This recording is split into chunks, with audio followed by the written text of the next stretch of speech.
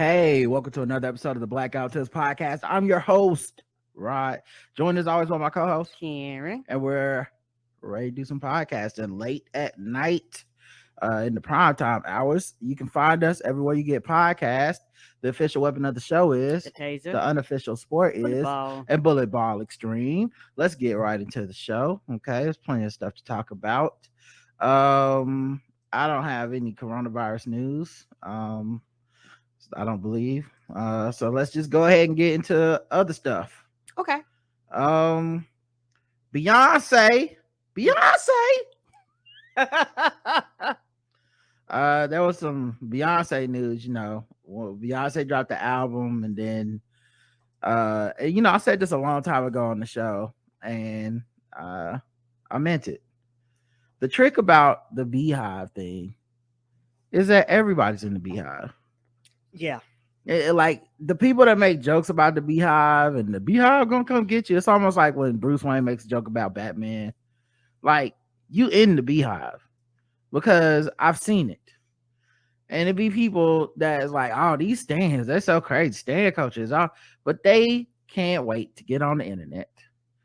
And anybody that has ever slighted this woman, they coming for you. Okay, they coming for your ass, and it's all of us. It's not just the crazy Beehive people, they all got Beyonce avatars. No, it's just average, it's regular people with jobs, 40 years old, got kids, and they still will find any raggedy motherfucker got something to say about Beyonce and be in they mentions. Mm-hmm. And that's what today was. Okay. First of all, there was this woman, Diane Warren, who ended up having to apologize. Okay, what happened? She got a little too loose with the lip, Karen. She was talking that ish, and They'll be trying to get that attention. And we said this before. I've come to the conclusion where an event happens and everybody is trying to cipher attention off of the event, good, bad, or indifferent. You still trying to cipher attention. And she's not just like some nobody. Like she's a hit maker from way back. Like Rhythm of the Night by The Barge. You might have heard that song. Mm-hmm. She has written 9 number 1 songs and 32 top 10 songs. Woo! If I Could Turn Back Time by Cher. A bunch of Grammys behind that. Because You Love Me, Celine Dion, How Do I Live? Right. Yeah, Rhymes. So in other words, this ain't nobody. I Don't Want to Miss a Thing by Aerosmith. She won a Grammy Award, an Emmy Award, and 2 Golden Globe Awards, 3 consecutive Billboard Music Awards for Songwriter of the Year. That makes sense. And has been nominated for 13 Academy Awards. Shit, she probably on her way to get a star on the Walk of Fame. She was inducted into the Songwriters Hall of Fame and received a star on the Hollywood Walk of Fame. I knew it. Right.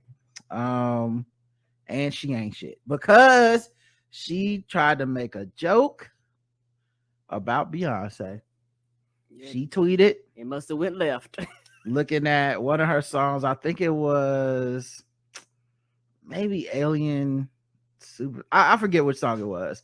I think, it was Alien Superstar. Mm-hmm. It has 24 songwriters on it, including herself, Jay-Z, Honey Redmond, Christopher Lawrence Penny, Luke Francis, Matthew Solomon, Nova Wade, duo Denicia Andrews and Brittany Coney, among others.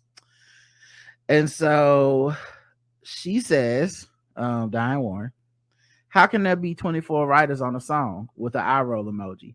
Then she added, this isn't meant as shade. I'm curious. Now, see that last sentence? That last sentence is that little voice in your head that keeps some of my tweets in the draft folder. It's the little voice that has me, texting Bossy, hitting up Nick Jew. You know what I mean? Like, it's the little voice talking to me in real life. Yeah, it's the little voice that says, maybe Twitter's not the place to say this. Well, it's not the place to say it. And it's one of those things to where Beyonce gives everybody credit. And sometimes that's underestimated because what you don't want to do is not give somebody credit where credit is due. Mm-hmm. And then everybody's in your ass about, well, why didn't you give this person credit? Why didn't you give that person? She's like, no, everybody gets credit. And I applaud her for that. Like I wouldn't care if she had 50 writers on it. If that many, I don't care if everybody had a one letter. It don't matter. If she wants to give them credit, I don't see a problem with that. Well, it's also sampling. A lot of times you have to give people credit for samples you use, stuff like that. I still remember the big. I mean, that's my dog, but huge controversy over Lauryn Hill and the miseducation because people was like she didn't give her enough credit, and they tried to basically destroy her career from this point on, act like she's talentless and all this shit. Right. At any rate, she said she was just curious, but people was breaking down exactly what you said. Right, because if she didn't give you credit, you would be here crying, saying that you didn't get the credit that you was due. Right.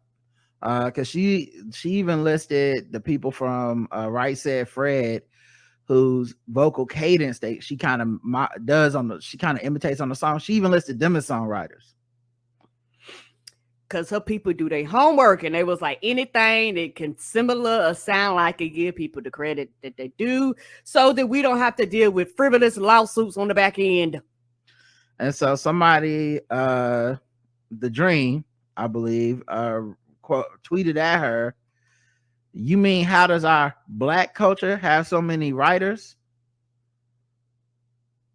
Well, it started because we couldn't afford certain things starting out, so we started sampling, and it became an art form. A major part of black culture, hip hop in America. Had that era not happened, who knows? You good? And she replied, "I didn't mean that as an attack or as disrespect. I didn't know this. Thank you for making me aware of it. No need to be mean about it." Which is hilarious. And so this is that thing, that conundrum that happens, right? Because I think, and there's no way to prove it, I think she was being shady. Of course. Right. And the way that was phrased, or the phrase that you thought nobody was going to be like, what you talking about, bitch? You got credit for some shit. You know about songwriting. You could have reached out. You could have asked somebody privately or whatever. You asked all of Twitter. And it was to denigrate Beyonce. This has happened multiple times as fans of Beyonce, where she does something and people basically look at the fact that she collaborates with people as a negative. Mm-hmm. It's that thing where nobody ever talks about that Beck album that beat her for that Grammy, but the argument was, well, Beck can play all those instruments. It's like, what does that have to do with an album being dope? Like, we're not giving you credit for how many people worked on the album. You're getting credit for if the album was dope. Yeah. And people are gonna remember Self-Titled way more than they remember that fucking Beck, right? And that was the thing. I think a lot of people got upset, and I understand there are people that are Beck fans, and Beck is very talented in what he do. But you know what, bitch, his album wasn't the number one played album everywhere all the time. Everybody was raving about it. It was not. So it, and I'm not even saying that to shit on the Beck album. Mm-mm. It's just that was the argument people used, so at any rate, she also has a history of saying, like, people went and found other tweets, of course, of her saying kind of shady shit, like, I'm Dionne Warren, not Dionne Warwick. I didn't go bankrupt. Y'all don't need to do a yard sale for me or some shit like that. So she's, she's on Twitter like the rest of us human beings, being shitty and talking shit. But you fuck with the Beehive, you fuck with Black Twitter CSI. These niggas wasn't found like a payola scam. She was accused. They found yes. They also found like she was sued for $50 million for stealing a song from a girl, which who knows if it was any merit to the lawsuit, but just the fact that people found it and it was like, oh, so you don't know about giving people credit. No wonder. Correct. And that's why Beyonce said, I don't care if you just harmed. Here's your credit. Right. And then she, of course, with the whole, you don't have to be mean about it, is that thing that people do, that passive aggressive, like, I said something shitty, y'all actually called me on it, and now I get to be like, you're being shitty by responding to my shittiness. Yeah, that rolls into the victim plane. Now I got to be a victim. Right. The Dream applied again, seeming to recognize Warren's prolific oeuvre, tweeting, by the way, I know it's not a one-on-one writing contest you're looking for from no one over here. You don't want that smoke, and I love you, but come on, stop acting like your records haven't been sampled. Warren appeared to wrap up the discourse on her end with an apology that came about 6 hours after the initial tweet, which I have to say, 6 hours is lightning speed. Like that just tells you how much people was going in on her ass. And somebody gave her a phone call. Because she's an old, like salty, like veteran of the game. Like what she could weather the storm. She just was like, "Fuck y'all, what y'all gonna do? I'm gonna still be rich." Mm-hmm. They was on her ass so bad. 6 hours later, she was like, "Okay, I meant no disrespect to at Beyonce. Now she atting her, who I work with and admire. Right. I'm sorry for the misunderstanding," she wrote. Which is interesting, because you worked with her and you still was talking, like you were talking shady. You try to be funny, you try to talk shady. I think it's that simple. Yeah, and I guarantee you, out of all those people on her, in her mind, some of those people didn't deserve credit. That's basically what she was saying. Like, how all these people like, give me my credit, but I don't know about everybody else. You like, who? You didn't make this album, so who are you to determine who gets credit and who doesn't? Yeah, people was also going in on her haircut, saying she looked like Ghislaine Maxwell, the woman that was with what was that guy's name? Brett with Epstein, with Jeff Epstein. Oh no. Yeah. So they was going in on, you know, her physical appearance and all that shit that, you know, it got ugly. It got ugly because I'm, you know, once again, I'm sure some of the stuff she responded to was as lightly as her shade was. I guarantee people were going hard on her physical appearance and career stuff and stuff. So, but yeah, man, should not have said that on Twitter. Beyonce, in addition to removing Spaz from her album, she removed, it appears she's removed the interpolation of Milkshake from the album as well, because Khalees had accused her of theft. And it's some complicated, not complicated shit where like that was a song that Khalees doesn't own the masters or the rights to. She wasn't listed as a songwriter on, so it wasn't really a credit for her to get anyway. She doesn't get any money from it. The Neptunes, Chad and Pharrell, that's who licensed the beat, the drums on there. It's only on there for the end of the song for like literally a few seconds. And I think Beyonce in her due diligence of like crediting everyone, she credited Khalees as well. Right.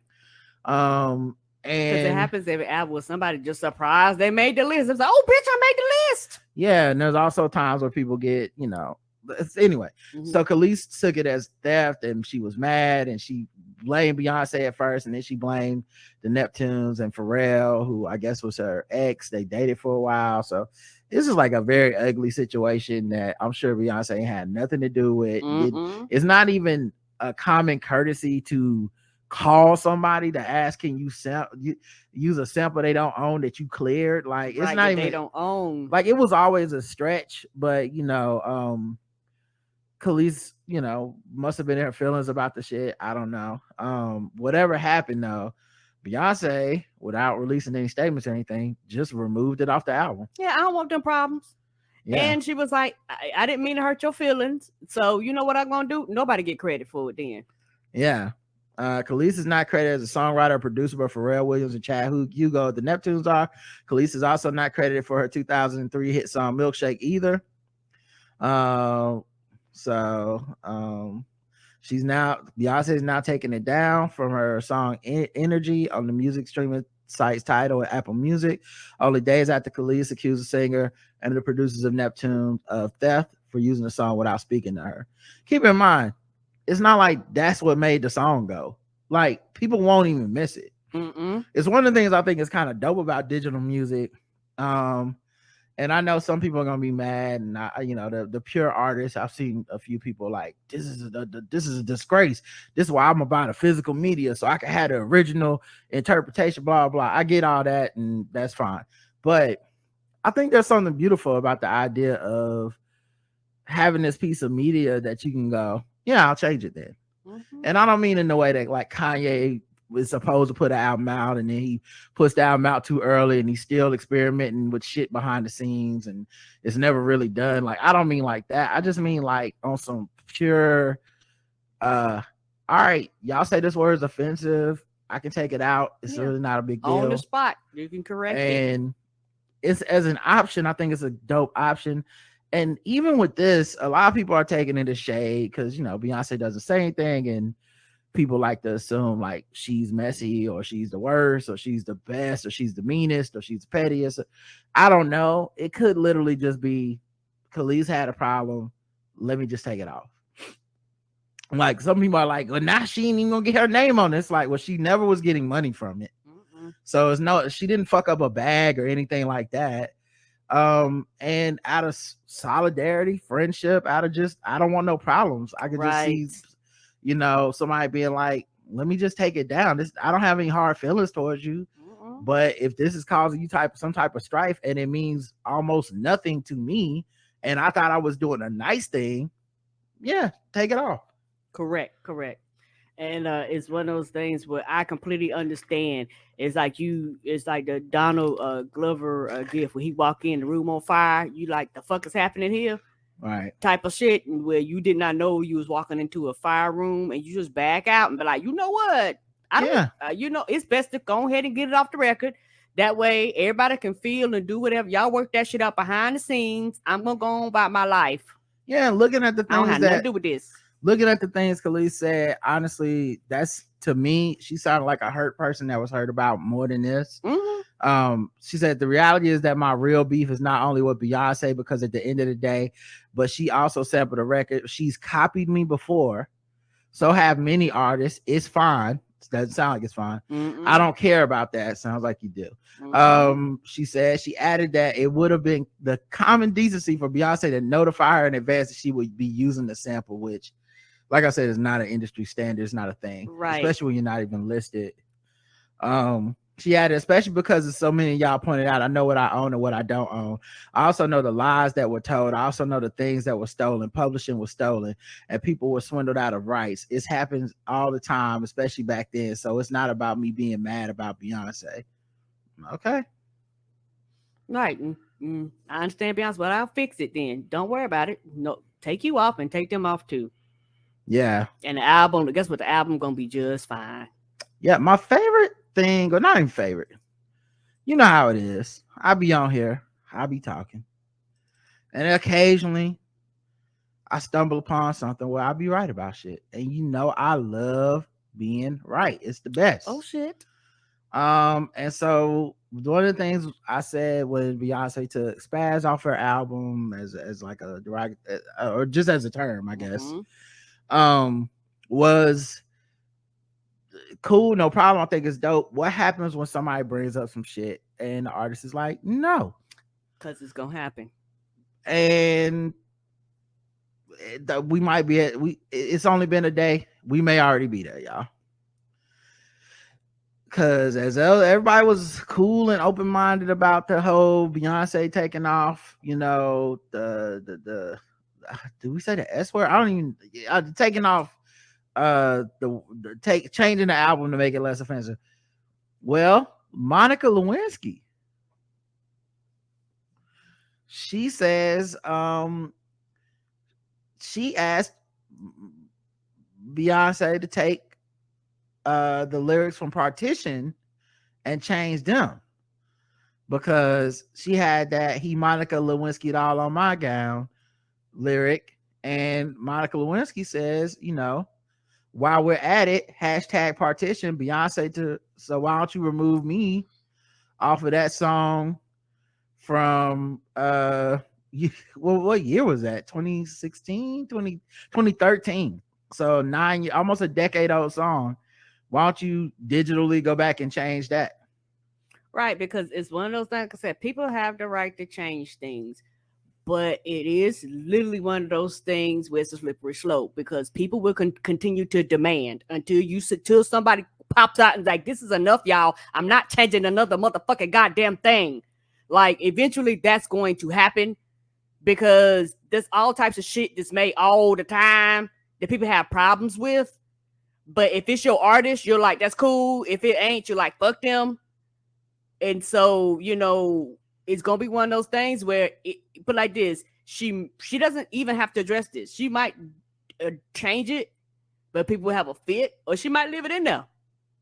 And it's one of those things where, like Spaz, it's a Monica Lewinsky is almost like a verb or slang type of thing. It's in the zeitgeist. So it's one of those things where it's like, where do you draw the line? And everybody's line is at in different places. And like I said, you're gonna get somebody that's gonna be like, I said what I said, and I'm not changing it. Yeah, I hear what you're saying. For me, I've been right about all of it. We've been right about all of it. Woo! Yes. Yes. I mean, listen, I said it was going to eventually get to something where people was going to be like, nah, fuck that. And while this isn't a group of people, there's an argument to be made that Monica Lewinsky was at least a victim of an extremely vast power dynamic within that relationship. But it's not as cut and dry. And now you do have the optics of this white woman telling this black artist, like, since you accepting request, you know what I mean? Like do me next. And like I said, I was interested because I mean Beyonce's not gonna say anything. So I don't think we'll be seeing that, but it's that thing where you do wonder, yeah, you just wonder where it goes. And where you draw that line, because different people are offended by various different things. There's some people that don't want you saying nigga. There's some people that don't want you saying bitch. They don't want you saying hoe. Like where do you put that line? Right. And people were like, well, she never asked back in the day when the song came out, and turned out she did ask when that song came out.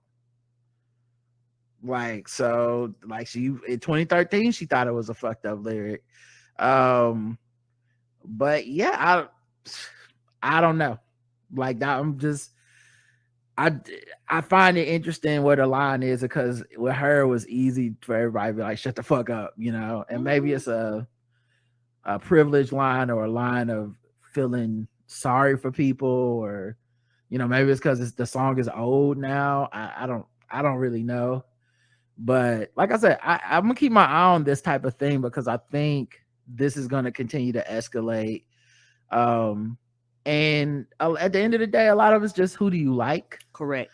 Because we've seen when people don't like somebody, there's nothing they can do, right? Agreed. When Taylor Swift made music that was very LGBTQ friendly, there were people calling her fake for it, and even with her activism around it, even with her like her urging people to vote against these homophobic politicians and shit, some people, not the same group of people, but people don't like her.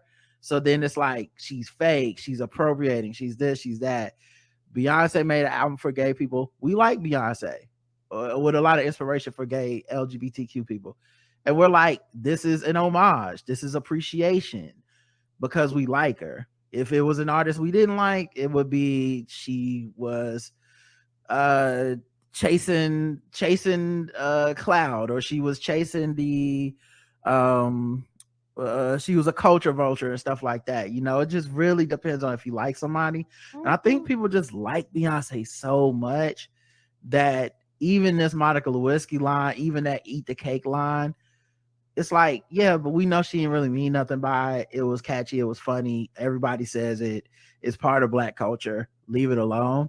And white people don't know them lines, they don't know them rules, they don't know any of that shit. Honestly, it really worked out that Lizzo and Beyonce are so open-minded type people, because if it would have been the wrong people, like you said the other day, they would have really been like, I'm black and y'all aren't gonna tell me what to do, and they would have turned it into an issue that it isn't necessarily, but an issue that would add a lot of people on their side, just from the nature of like black people saying y'all can't tell me what to do with my art, go after your own people, blah blah, that kind of shit. And I don't know, I could just see this escalating into, because especially now when you're talking about individual people having an issue with the shit, you know. Right. And like I say, and that's a thing, people don't ever think about what happens when you get to the point that an artist comes out with something and it's like, this is my art, I refuse to change it. Right. And y'all ain't gonna tell me what to do. Yeah, and Monica Lewinsky's gonna always be an interesting like case study, because people, it just based on the situation depends on how people feel about her. Because I'm sympathetic to the idea of someone that age making a mistake. Agreed. Especially involving like an older, more powerful person. But she's also a person that was complicit. Like, she wasn't like in there minding her business, and Bill Clinton came in there and like threw himself on her. Like, she was trying to fuck the president, and I don't know if she had plans of being with him or whatever, but like it was like some real delusional shit that she was talking about at the time. I mean, I think of all things we can all agree, like Bill was wrong to he's the married when he's all that. But once you get past Bill was wrong, it's a lot less that people agree on. And not even everybody agrees Bill was wrong. I know a lot of people that think like this bitch seduced this old man. Of course he was gonna try to get his dick sucked. What's he supposed to do? You know, that's so like, and of the heat that came down from it, she took all the heat for the most part. Cause like, I mean, she took a lot of the heat. I shouldn't say all. They tried to impeach this nigga, but a lot of the heat from like the media, the cultural zeitgeist was like, how dare she fuck up our favorite president? You know what I mean? So now people on Twitter did have some replies to Monica. I know they did. If any motherfucker ever needed to sit they stupid ass down, you that bitch. That's that. Oh no. Yeah, that's that white lady that definitely. I don't know. She be talking black. I don't know. That's her thing. Somebody replied on screaming, with just a gif of a kid screaming. She had in her bio rap song Muse. Somebody took a screenshot of it and circled it and said, "Are you not proud of it?" Because you know that partition and all these other things that she was mentioning as Monica Lewinsky. People was like, "So how can you put it in your bio like it's a flex, but then be like, Beyonce, take this out your song?" Right.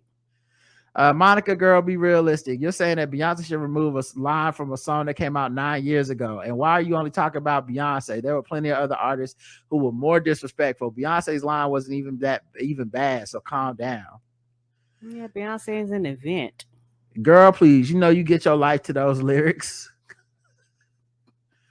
So yeah, she has replied to some of the comments and sharing the tweet expressing that she hasn't reached out to Beyonce's team to seek a lyric change. So I think this is another thing though. Monica Lewinsky is very funny on Twitter. I could see she just thought this is a joke. People don't play about Beyonce. Because honestly, when I first read it, I thought, oh, that's funny. Like I didn't like, but it's also because I'm at a place in my life where I'm not looking to fight with people over the internet over things that I love. If I love something, I don't like something, fighting with strangers is not adding to that in any way. No, it's not. So, but for a lot of people, you know, they need that. They need that interaction. They need that like conflict or that rush. And so like, it's not enough to just like Beyonce's album. You got to go find everybody that's got a problem with it. Anybody saying anything, we need to tear them down. Got to go through their old tweets. We got to, you know, like there's an extra level to it. And so when I read it, I thought that's funny because I know Monica Lewinsky's Twitter is mostly just jokes and then political shit. All right. And a lot of people, I don't even follow her or nothing like that. So Yeah. they're like, bitch, what you saying? They came up with the pitchforks. Yeah, I assumed it was a joke, but I guess Black Twitter said, you thought, and went in. Let's see. The Justice Department sues Idaho over abortion ban and first post-Roe litigation. Merrick Garland. The Department of Justice filed a lawsuit Tuesday arguing that Idaho's near total abortion ban violates federal law. The Biden administration's first litigation to protect abortion access since the Supreme Court overturned Roe v. Wade in late June. In announcing the lawsuit, Attorney General Merrick Garland said Idaho's ban violates federal law requiring medical providers offer emergency medical treatment. Right, because everybody think abortion. There are things when women have miscarriages and all of and other things where they use forms of abortion to save the mother. Mm-hmm. And there are cases where the doctors are literally having to wait until some of the women are at death's door, Mm-hmm. or they're having to wait. And I've had they did a podcast about on the daily. They're having to wait until basically the fetus dies, like there's no heartbeat, and 24, 48, 72 hours have passed, and some of these women end up with permanent damage to their bodies and shit because we had to wait because we couldn't go ahead and do what we normally would be able to do. This is not an abortion, but because everybody's scared and they don't want to be sued, they just go no. Yep. So this is challenging that. I'm assuming they want to set some type of precedent, maybe even fight it in the Supreme Court if they have to. Mm-hmm. But basically they want to say, listen, you have to allow for these emergency situations. Yes. You can't be making women die, making people die Mm-hmm. in order to give to, in many cases, not even a good chance of giving birth to a baby. Right. So like you're making people die in some of these states with these draconian laws. And yeah, I'm glad the Justice Department is challenging it. The Justice Department is going to use every tool we have to ensure reproductive freedom, he told reporters, and added it would file a motion to dismiss the Texas lawsuit challenging guidance for the Department of Health and Human Services requiring medical providers offer abortions in emergency situations.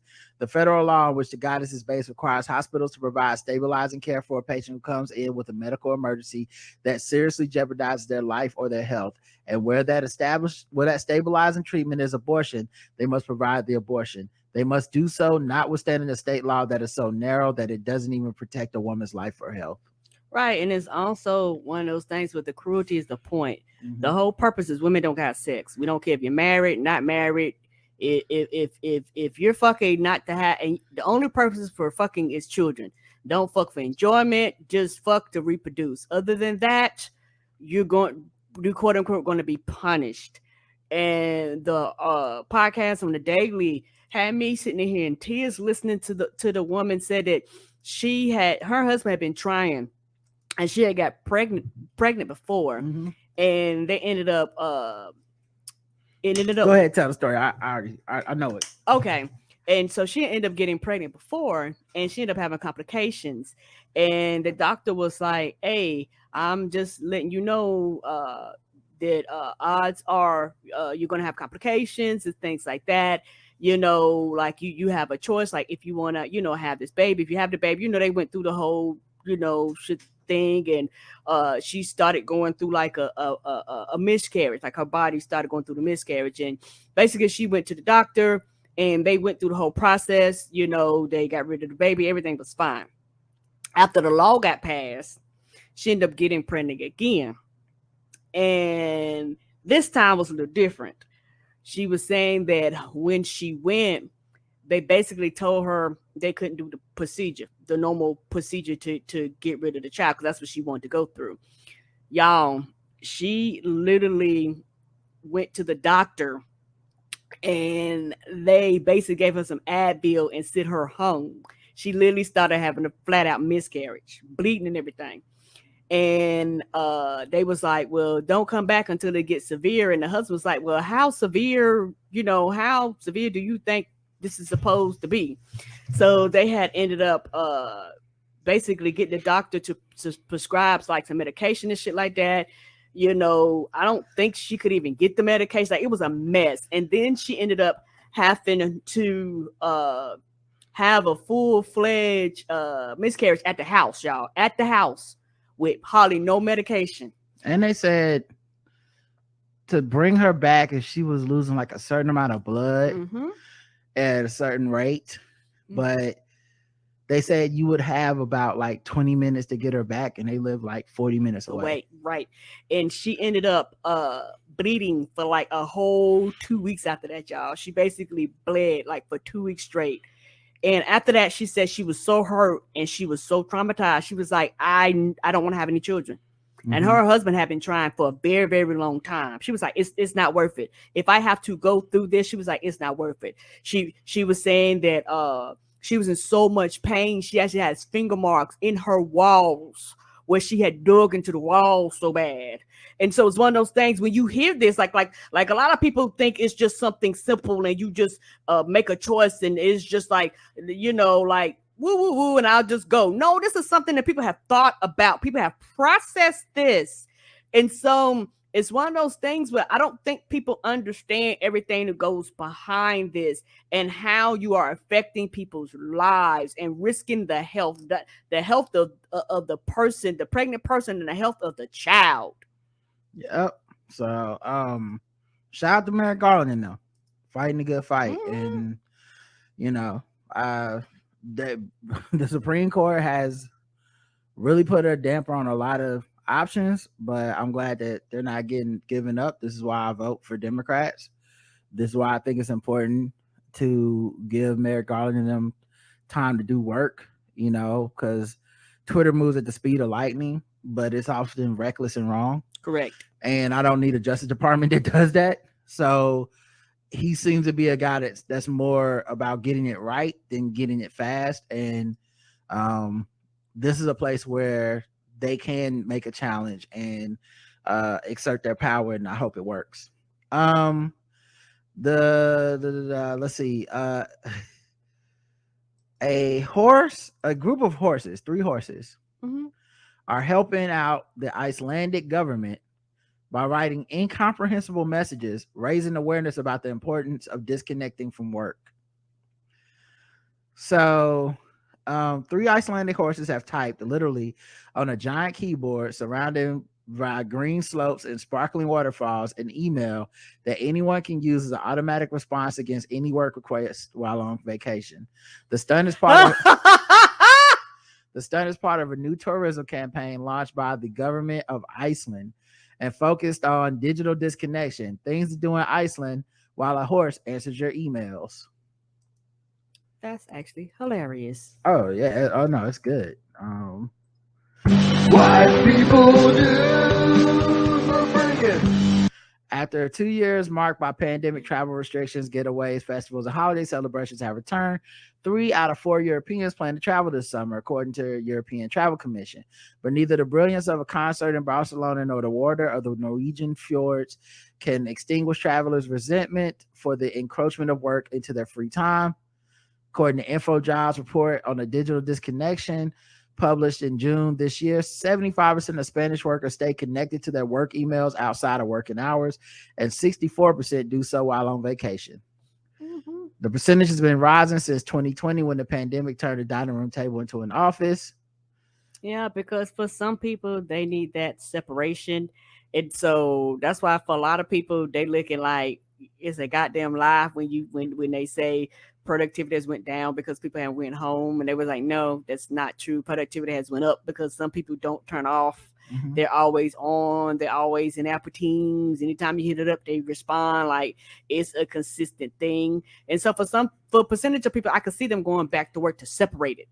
They go, no, I'm going into the office, and when my ass clocks out, don't call me, don't email me. I am fucking off the clock. A country where your government is taking the time to have a campaign to tell you to not work so hard, and when you're not at work, don't be thinking about work.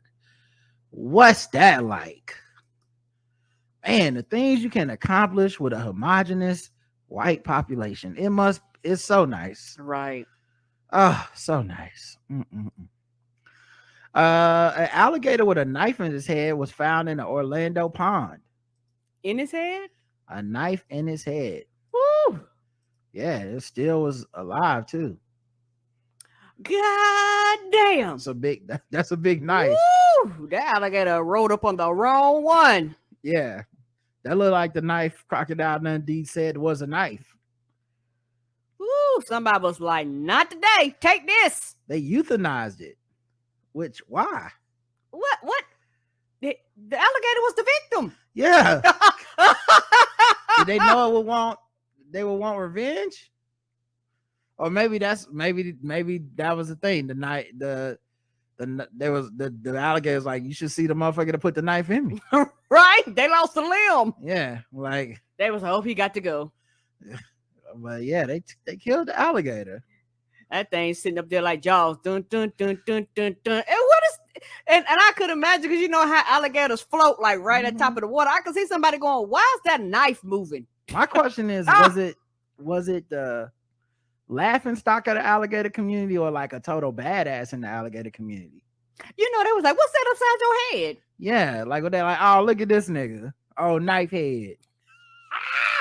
This nigga got stabbed in the head, y'all. Or it was like, you survived? My daddy got stabbed. He ain't last too long after he got stabbed. Right. All right, let's get into some other stuff. How about let's do some fucking with black people. How about that? Get my fucking with black people music out. And I don't know. Oh, here we go. We're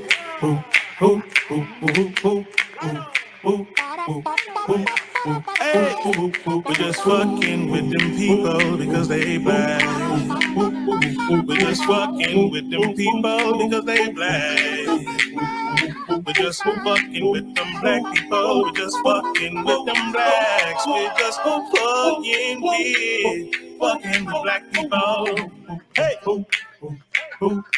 hey,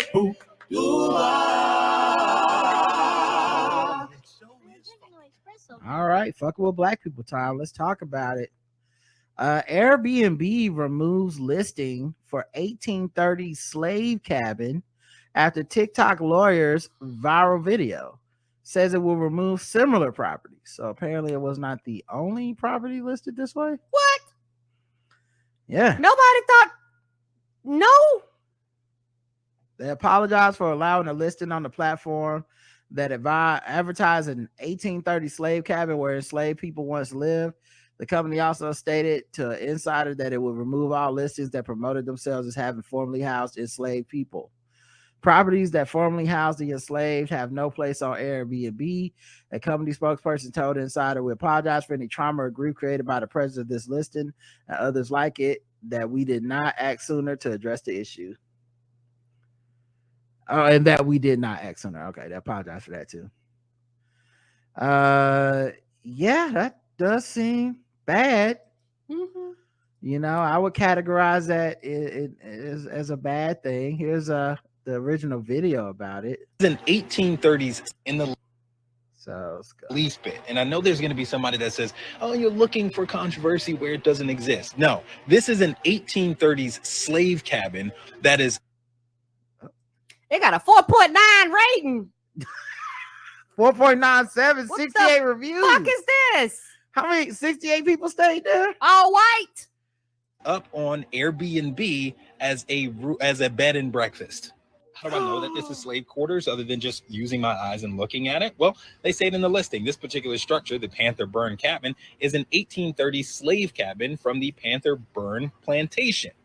How is this okay in somebody's mind to rent this out, a place where human beings were kept as slaves? Rent this out as a bed and breakfast. Here it is. That's it right there. The slave quarters next to the big house. It's in Greenville, Mississippi. That's the host, Brad, the super host. But what really kills me is reviews. Memorable. Highly recommend watching the sunset. We stayed in the sharecropper cabin and ate in the main house. Enjoyed everything about our stay. The cottage, the history, the tour, the breakfast, and all was great. We stayed in the cabin and it was historic but elegant. A slave cabin is elegant. What a delightful place to step into history, Southern hospitality, and stay a night or two. Cool spot, way better than a hotel. Maybe you're thinking, okay, maybe this will give people insight on how enslaved people had to live, their living conditions. No, not at all. Clawfoot tub, running water, tile, nice lighting fixture. White people leaving there like slavery wasn't that bad. I don't even understand what they were complaining about. I wish somebody gave me a nice tub, bottled water, and a toilet outside, and I had to stay with the master. Water, towels, dresser. The history of slavery in this country is constantly denied, and now it's being mocked by being turned into a luxurious vacation spot. Did you know slaves had fire sticks? They was out here watching Netflix and everything. You know they had Hulu? Yeah. The fuck is this? Slaves probably watched The Old Man. I don't know why they were so. What is black people so mad about? All right, Karen. 0 to 100. This gets a Jacaris because these are the same people that would take a tour of this plantation and be like, why we got to talk about slavery? You had a fucking plantation. Okay. All right. Yeah, I agree with you, Karen. This is I give it. Why we got to talk about slavery? Why we got to talk about how the master treated the slaves? Ma'am, you're at a plantation. Do you know where you at? This is not a Wendy's. This is a plantation. Why did you come here if you didn't want to learn about slavery? Right. You can't really get mad at it. That I mean, yeah, it's stupid. That's all it is to it. It's stupid. I can't believe. Yes, it's degrading and it's demeaning. And yes, it's a Jacaris. They would not dare go somewhere where it was the Holocaust and rent it out and stay and sleep with Anne Frank sleep in her attic. Would you do that? No, right. You wouldn't do that, right? The fuck is wrong with y'all? I agree. All right, let's before we get to the next one. If you are. All right, here we go. And we're back. All right, everybody. Emergency averted. 3 Wichita officers suspended for inappropriate tweets. What did they say? Wichita, Kansas. What could they have said? Did they say something to Dorothy? I don't think so. They're like, we're not in Kansas anymore. It's too many niggers. 3 Wichita, Kansas police officers have been suspended after they exchanged racist, homophobic, or inappropriate messages with several other law enforcement officials. City manager Robert Layton ordered that the officers be suspended for 15 days, rejecting interim police chief Lemuel Moore's planned 8-day suspension as too little. So he threw 7 more days on there. Layton said officers will need to undergo psychological exams when they return before they can be moved from desk work to regular duties. Let's see. The argument that this was a private conversation is superseded by the fact that the public had obtained the conversation and it was no longer private to the individuals involved. So basically, because we found out. A city report issued in April criticized department leaders for not adequately disciplining police involved in the messages and mishandling their investigation of the incidents. They said they found 13 police officers from Wichita, 3 Sedgwick County sheriff's deputies, and 2 city firefighters receiving and sending inappropriate text messages. The firefighters, I thought they was the ones that don't be getting involved in this shit. Mm-hmm. Everybody likes firefighters. They do their job. At they .government at 911.com email address. Right. pd.org. All right. The employees suspended included a black officer who sent a racist George Floyd meme. Oh. They love that old classic. Yeah, a black officer sent it. Trying to be one of the good old boys. Mm-hmm. That's why we always be like, when the black cop pull you over, he be even more scared. Because what does he had to do to fit in? A white officer who forwarded the meme to a deputy and a white officer identified with the 3%ers. And our entire government, we know who the 3%ers are. 2 other officers received written reprimands and must undergo sensitivity training within 45 days. Gotta go listen to Ralph Transvet. They were in a text thread where SWAT team members joked about killing civilians and being the ultimate de-escalators. Mm-hmm. But we only got 15 days. Nobody losing their jobs. 3 other officers resigned from the department during the investigation. Law enforcement officers, social media posts. Were they embarrassed? They was like, oh God, they got the text messages. The jig is up. Yeah. I wonder if they mad. They like, I shouldn't have resigned. I would only got 15 days off. Law enforcement officers, social media posts were thrust to the spotlight after across the country after the 2019 research project found officers in at least 5 states bashing immigrants and Muslims, promoted racist stereotypes identifying with right-wing militia groups, and especially glorifying police brutality. Mhm. 0 to 100. Oh, Jakaris, because then they turn around, they be like, when something, a crime or something happens, won't nobody talk to us? You know, it's like we're consistently losing the trust of the people. But then when shit like this happen, you know what you don't do? Weed them out and be like, what you can't do is work here no more. In fact, what you can't do is work at any other police department. Never, never, never again. You should be on a list, and it should go out and they be like, do not hire these, because that's how you literally weed them out. Is be like, you cannot float to the next county and get a motherfucking job. You know, it's one of those things where you want the public accolades. You want us to praise you when you do good and when you do it. And I don't have no problem with that. But when you get caught doing shit wrong, the public has a right to demand more of you, because that's the whole point of the job. Y'all, you know, put yourselves out here like we're better than, we have this higher moral compass. But then when people go, well, okay, these things that happen, where's this higher standard? You don't want to live up to it. And it's not even demanding more, right? It's demanding the bare minimum. Don't be racist. Right. All right, let's do some guess the race. This time for guess the race. This time for guess the race. This time for guess the race. This time for guess the race. That's right, it's Guess the Race time, the game where we go all around the globe, find different articles, guess the race of the people involved. Today's contestants, Karen and the racist ass chat room.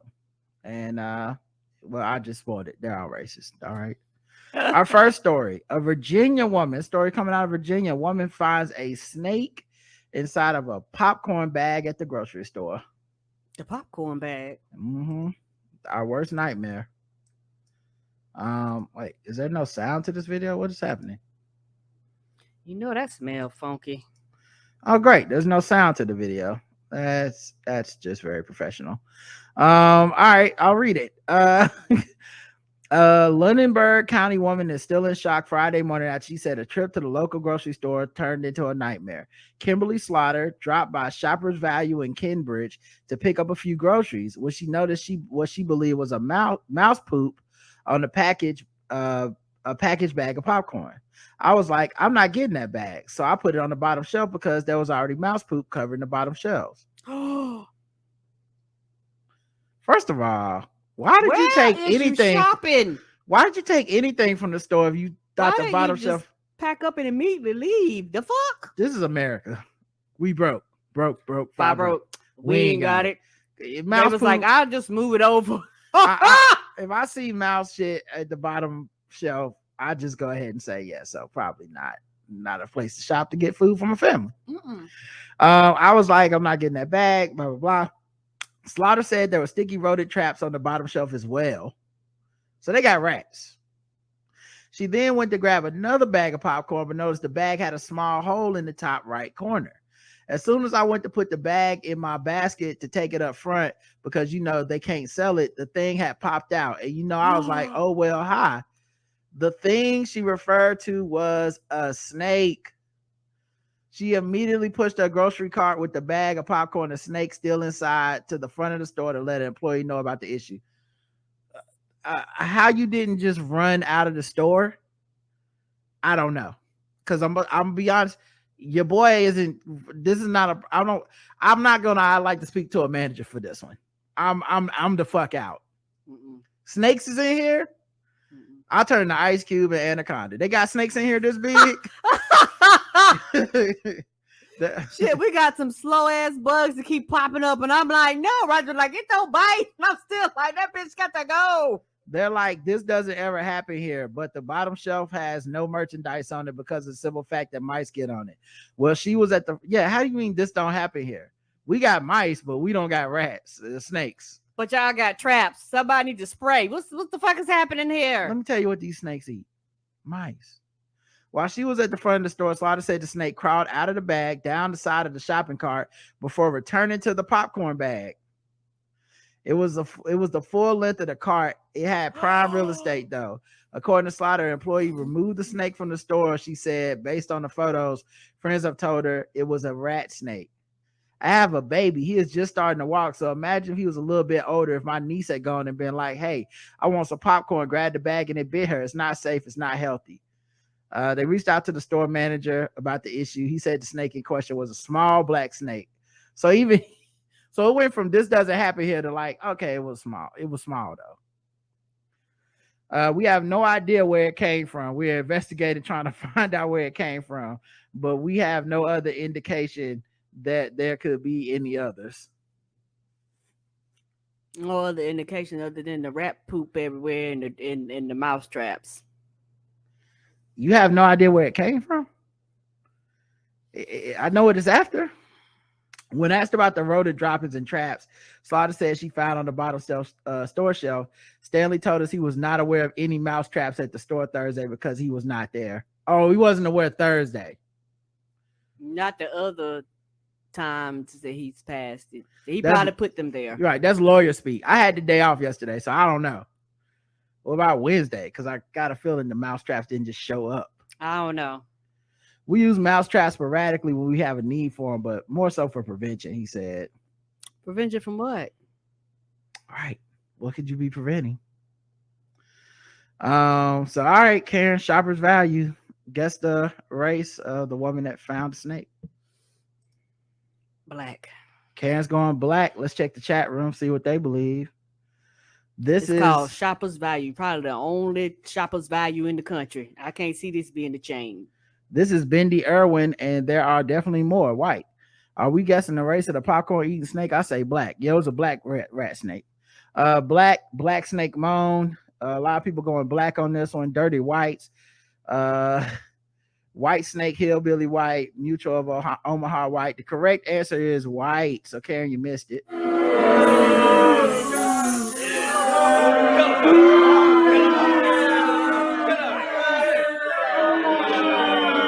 And some of you got it.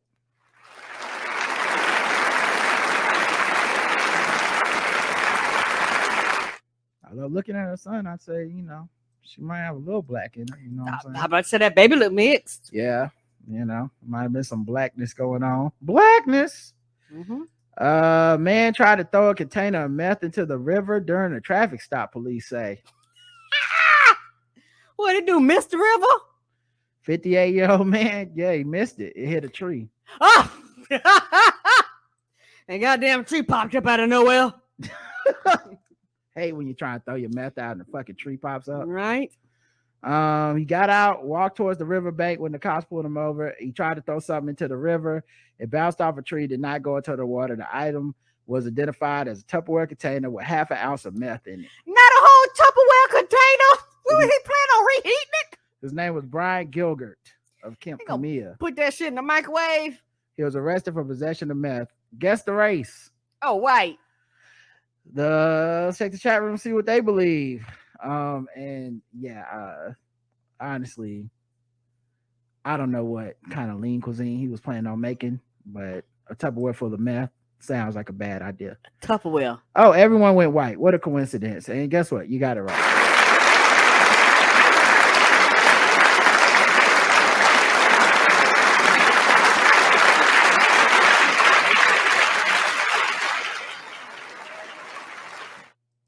That tree was like, what you ain't gonna do is pollute this water. Snack. It was a Captain Planet tree. Wouldn't it though? Those poor fish didn't get no meth though. I feel sorry for them. You know, they probably wanted some meth. Mm-mm. The fish are like, oh man, I could have got my fix. All right, bonus round. What time is it?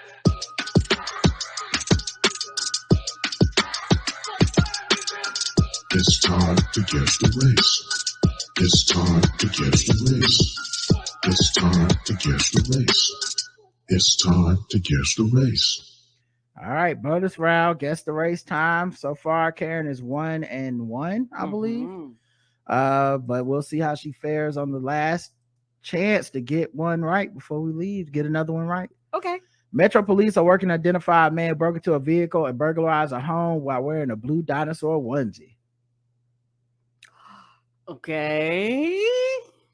He broke into a vehicle overnight on Sunday on Bowling Avenue and then burglarized a home on Richland Avenue.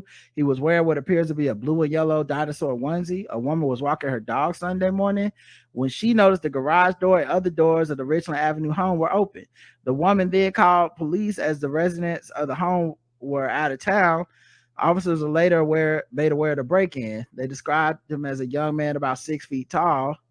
And I had the photo, but I'm trying to see. Maybe I can go back and get it. All right, but guess the race. Onesies. Oh, white blue dinosaur onesies. All right, Kara's going with white for this one. Let's check the chat room, see what they believe.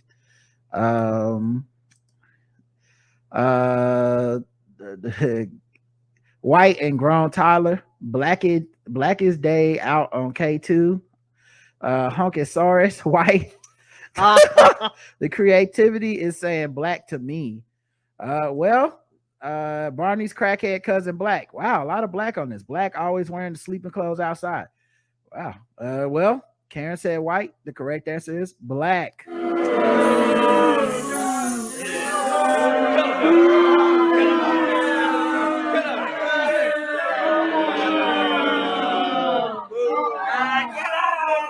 Interesting because I'm trying to show y'all the picture of it. There's him. Yeah. So I can't believe our people's out here in the onesies. He must be a big Barney fan. I don't know. Apparently so. All right. Last thing, sword ratchetness.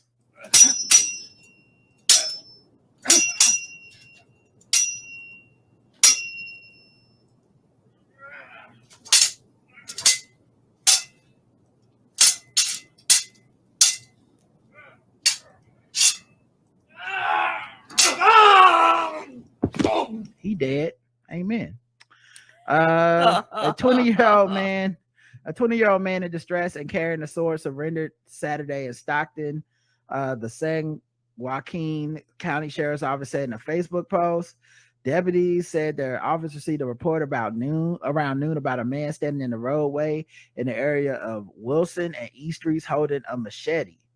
Now, it didn't turn out to be a machete. I'm looking at this sword. It looked like some He-Man Masters of the Universe sword that he had. He-Man. The caller said they were afraid for their safety and vacated the area. Smart.